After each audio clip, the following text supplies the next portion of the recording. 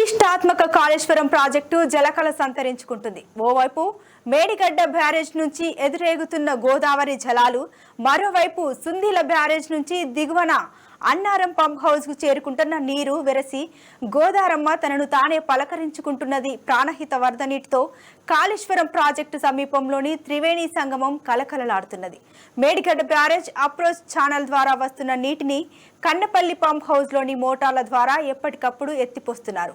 దీంతో గోదావరి జలాలు ఎదురేగుతున్నాయి. ఇప్పటికే మంథని మండలం ఆరెంద, మల్లారం, ఖాన్సాయిపేట, ఖానాపూర్ గ్రామ తీరాలకు చేరుకున్నాయి. క్రమంగా గోదావరిలో నీరు పెరుగుతుండగా మరో 2 రోజుల్లో మంథని తీరానికి చేరుకోనున్నాయి.